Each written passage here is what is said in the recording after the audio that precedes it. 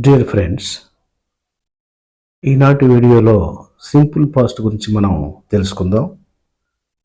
గతంలో జరిగినటువంటి పనులను తెలపడానికి ఈ టెన్స్ వాడతారు. సింపుల్ ప్రజెంట్లో వాక్య నిర్మాణం సబ్జెక్ట్ ప్లస్ వెర్బ్ 1 ప్లస్ ఆబ్జెక్ట్గా మనం గుర్తుపెట్టుకుంటే, ఈ సింపుల్ పాస్ట్లో వాక్య నిర్మాణం సబ్జెక్ట్ ప్లస్ వెర్బ్ 2 ప్లస్ ఆబ్జెక్ట్గా గుర్తుపెట్టుకోవాలి. అంటే ఇక్కడ మనకు వెర్బు పాస్ట్ టెన్స్ రూపం వస్తుంది. అది సింపుల్ ప్రజెంట్లో మనకు ఎలా ప్రజెంట్ టెన్స్ రూపం వచ్చిందో ఇక్కడ పాస్ట్ టెన్స్ రూపం వస్తుంది. అలాగే వ్యతిరేక ప్రశ్నావాక్యాలు, అటు వ్యతిరేకార్థ వాక్యం కానీ ఇటు ప్రశ్నావాక్యం కానీ రాసేటప్పుడు సింపుల్ ప్రజెంట్లో మనం డూని ఎలా అయితే తీసుకున్నామో ఇక్కడ డిడ్ని మనం తీసుకోవాలి. ఎందుకని? డూకు పాస్ట్ టెన్స్ రూపం డిడ్ కాబట్టి. ఇక్కడ మీకు ఒక కఠినమైన నిజం చెప్పాలి. కఠినమైన నిజం అని ఎందుకంటున్నానంటే, మనం కొంచెం కష్టపడి బైహార్ట్ చేయాల్సినటువంటి విషయం కాబట్టి ఆ మాట అనాల్సి వచ్చింది. వాక్యంలో అతి ముఖ్యమైనది క్రియ.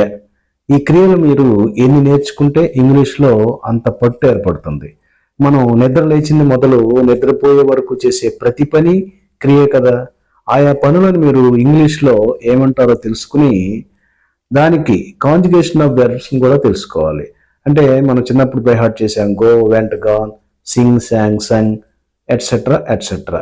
ఇలా వెర్బ్ యొక్క రూపాలను మనం తెలుసుకుని ఈ టెన్స్తో పాటు మనకున్నది కేవలం 24 హెల్పింగ్ వెర్బ్స్ మాత్రమే. ఈ 24 హెల్పింగ్ వెర్బ్స్తోనే ఇంగ్లీష్ మొత్తం వాక్య నిర్మాణం ఎక్కువగా ఆధారపడి ఉంటుంది. కాబట్టి 24 హెల్పింగ్ వెర్బ్స్ మరియు వాటిని ఉపయోగించే విధానం తెలుసుకుంటే ఇంగ్లీష్ మనకి 80% వచ్చినట్లే. సరే, ఇప్పుడు అసలు విషయానికి వద్దాం. ముందుగా ఒక వాక్యం తీసుకుందాం. నేను నిన్న ఉత్తరము రాశాను. నేను నిన్న ఉత్తరము రాశాను. ఈ వాక్యం తీసుకుంటే ఇది జరిగిపోయింది కనుక దీనిని మనం సింపుల్ పాస్ట్లో రాయాలి. ఇంతవరకు ఓకే. కానీ ఇంగ్లీష్ వాక్య నిర్మాణానికి తెలుగు వాక్య నిర్మాణానికి చాలా వ్యత్యాసం ఉంది. ఇంగ్లీష్ని మనం SVO ప్యాటర్న్ అంటాం. అంటే ఇంగ్లీష్లో సబ్జెక్ట్ తర్వాత వెర్బ్, వెర్బ్ తర్వాత ఆబ్జెక్ట్ వస్తుంది. అదే తెలుగు అయితే SOV ప్యాటర్న్ అంటాం. అంటే సబ్జెక్ట్ తర్వాత ఆబ్జెక్ట్, ఆబ్జెక్ట్ తర్వాత వెర్బ్ వస్తుంది. ఈ వివరాలన్నింటినీ మన ఛానల్లో ఇంట్రడక్షన్ పార్ట్లో వివరించడం జరిగింది. ఈ ఇంట్రడక్షన్ పార్ట్ మొత్తం 3 భాగాలుగా నేను ఉంచాను. వాటిని మీరు దయచేసి మొత్తం జాగ్రత్తగా చూసినట్లయితే మీకు చాలా డౌట్స్ తీరుతాయి. సో ఇప్పుడు ఇంగ్లీష్ వాక్య నిర్మాణం ప్రకారం సబ్జెక్ట్ తర్వాత వెర్బ్ ఉండాలి. కాబట్టి నేను నిన్న ఉత్తరం రాశాను అనే వాక్యాన్ని మనం ఇంగ్లీష్లో మార్చాలంటే ముందు తెలుగుని మీరు ఆ ఇంగ్లీష్ విధానానికి అన్వయించి మార్చండి. నేను నిన్న ఉత్తరం రాశాను అనేది ఇంగ్లీష్లో మనం రాయాలంటే నేను రాశాను ఉత్తరం నిన్న అని రాయాల్సి ఉంటుంది. నేను రాశాను ఉత్తరం నిన్న. నేను నేను అంటే ఐ, రాశాను రోట్, రైట్కి పాస్ట్ టెన్స్ రూపం రోట్. ఉత్తరము, ఉత్తరాన్ని ఇంగ్లీష్లో లెటర్ అంటారు. కాకపోతే ఇంగ్లీష్ సంప్రదాయంలో ప్రతి కౌంటబుల్ నౌన్కి ముందు ఆర్టికల్ రావాలి అనేది ఫండమెంటల్ రూల్. కాబట్టి ఇక్కడ లెటర్ అనేది అలుశబ్దం కాబట్టి ఏ అనేటటువంటి ఆర్టికల్ మనం తీసుకోవటం జరిగింది. నిన్న, నిన్న అంటే ఎస్టర్డే. సో ఇప్పుడు వాక్యము I right A letter yesterday. I right A letter yesterday. అలాగే రెండో వాక్యంగా నేను క్రికెట్ ఆడాను. నేను క్రికెట్ ఆడాను. ఇది అయిపోయిన పని కాబట్టి మనం పాస్ట్ టెన్స్లో రాస్తున్నాం. కాకపోతే ఇక్కడ మనం ఇంగ్లీష్ రూల్ ప్రకారం సబ్జెక్టు తర్వాత వెర్బ్ రావాలి కాబట్టి నేను ఆడాను క్రికెట్ అని రాయాలి. నేను క్రికెట్ ఆడాను అనే వాక్యాన్ని మనం తెలుగులోనే ఒకసారి ఇలా మార్చి మనసులో ఊహించుకోండి. నేను ఆడాను క్రికెట్. ఐ ప్లేడ్, ఆడాను, ప్లేడ్ పాస్ట్ టెన్స్ రూపం. ప్లేకి ప్లేడ్ పాస్ట్ టెన్స్ రూపం. I played cricket. I played cricket. So ఇప్పుడు అది ఐ ప్లేడ్ క్రికెట్ అయింది. మూడో వాక్యంగా ఆమె గత సంవత్సరం హైదరాబాద్ వెళ్ళింది. లాస్ట్ ఇయర్ హైదరాబాద్ వెళ్ళింది. దీన్ని మనం తెలుగులోనే ఆమె వెళ్ళింది హైదరాబాద్ గత సంవత్సరం అని ఊహించుకోండి. ఆమె వెళ్ళింది హైదరాబాద్ గత సంవత్సరం. వెళ్ళుట, వెంట్, గోకి పాస్ట్ టెన్స్ రూపం. గో వెంట్ గానని మీరు చదివారు కదా. అలాగే వెర్బ్ ఇక్కడ పాస్ట్ టెన్స్ అయినటువంటి వెంట్ రావాలి. ఇప్పుడు అది she went to Hyderabad last year. She went to Hyderabad last year అయింది. ఇక్కడ మీరు ఒక విషయం గమనించాలి. ప్రస్తుతం మనం బేసిక్స్ నేర్చుకుంటున్నాం కాబట్టి ఉదాహరణ వాక్యాలుగా చాలా తేలిగ్గా ఉన్న వాటిని మనం తీసుకుంటున్నాం. అసలు సబ్జెక్టులోకి మనం ఎప్పుడైతే వెళ్తామో అప్పుడు కాస్త తిరకాసు వాక్యాలను మనం తీసుకుంటాం. ప్రస్తుతం మీరు బేసిక్స్లో పట్టు సాధిస్తే రాబోయేవి అంత ఇబ్బందిగా ఉండవు.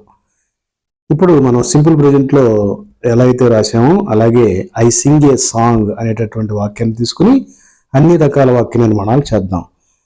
మనం నెగిటివ్, ఇంటరాక్టివ్ నెగిటివ్ రాసాం కదా. అలాగే ఇప్పుడు కూడా ఐ సింగ్ ఏ సాంగ్ అనేటటువంటి ఒక వాక్యాన్ని తీసుకుని మనం అన్ని రకాల వాక్య నిర్మాణాలు చూద్దాం. ఓకే ఫ్రెండ్స్, ఇప్పుడు సింగ్ అనేటటువంటి వెర్బ్ని తీసుకుని వివిధ రకాల వాక్య నిర్మాణాలు చూద్దాం. ముందుగా సింగ్కి సంబంధించినటువంటి కాంజుగేషన్ మనం గమనించినట్లయితే సింగ్, శాంగ్, సంగ్, సింగ్స్, సింగింగ్. సింగ్ అనేటటువంటిది వెర్బ్ 1 ప్రజెంట్ టెన్స్లో, శాంగ్ అనేది వెర్బ్ 2 పాస్ట్ టెన్స్లో, సంగ్ అనేది వెర్బ్ 3 వాయిస్లో, సింగ్స్ అనేది వెర్బ్ 4 సింపుల్ ప్రెజెంట్లో, అలాగే సింగింగ్ అనేది కంటిన్యూస్లో మనం ఉపయోగిస్తాం.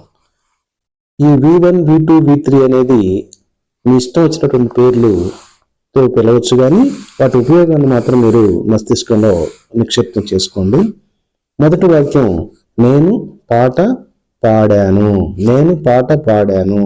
ఇది ఆల్రెడీ అయిపోయింది కాబట్టి మనం సింపుల్ పాస్ట్లో చెప్తున్నాం.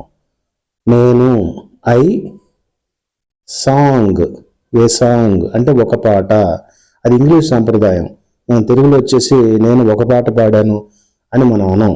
నేను పాట పాడాను అని మాత్రమే అంటాం. కానీ ఇంగ్లీష్ సంప్రదాయంలో కౌంటబుల్ నౌన్కి ముందు ఆర్టికల్ వాడాలి అనేది మనం ఇంతకుముందే మనం చర్చించుకున్నాం. కాబట్టి పాట, ఏ సాంగ్, పాడాను past tense, singing past tense sang. I sang a song. I sang a song. ఇంతకుముందే మనం చర్చించాం కదా. నేను పాట పాడాను అనేటటువంటి తెలుగుని మరలా మనం తెలుగులోనే నేను పాడాను పాట అనేటటువంటి విధంగా మనం మార్పు చేసుకుని ఇంగ్లీష్లో ఐ శాంగ్ ఏ సాంగ్ అని రాయాలి.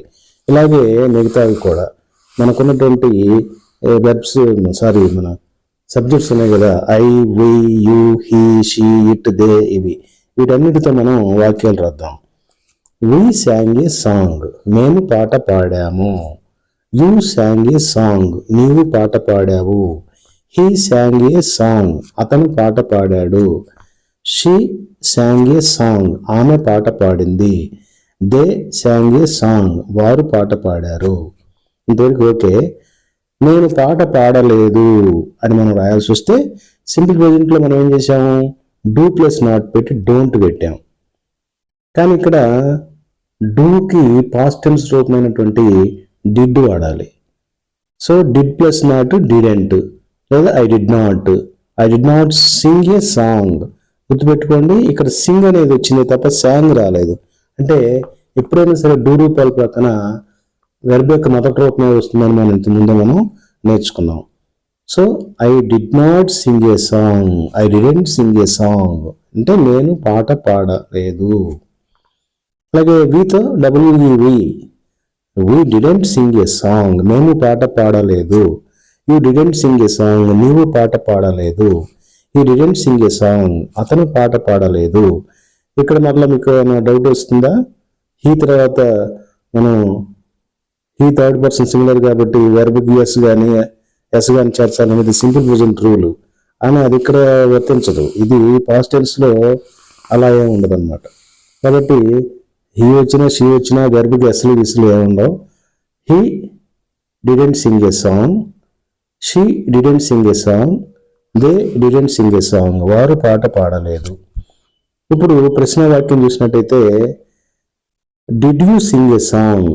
ఇంతకుముందు సింపుల్ ప్రెజెంట్లో డూని ముందు తీసుకొచ్చాము, ఇక డిడ్ ముందు తీసుకురావాలి అంతే. Did you sing a song అంటే పాస్ట్ టెన్స్లో did plus sing is equal to sang అని అర్థం అనమాట.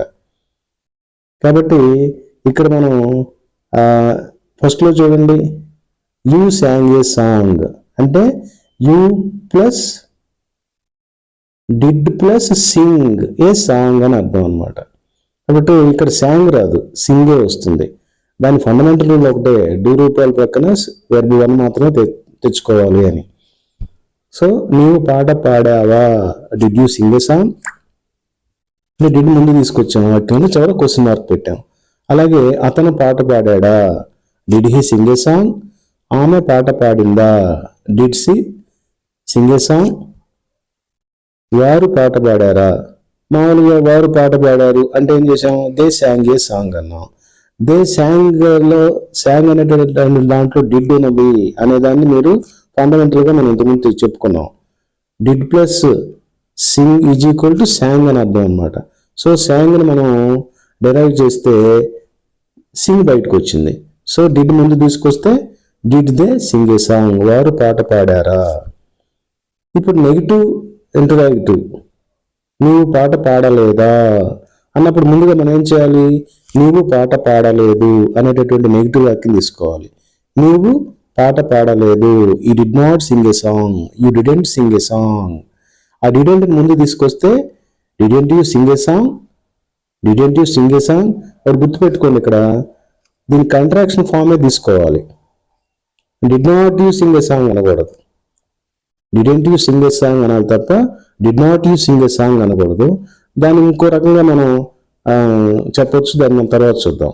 ప్రస్తుతం మనకి ఈ ప్రాథమిక అంశాల్లో కన్ఫ్యూజన్ ఎక్కువైతే మనకి ఇబ్బంది అవుతుంది.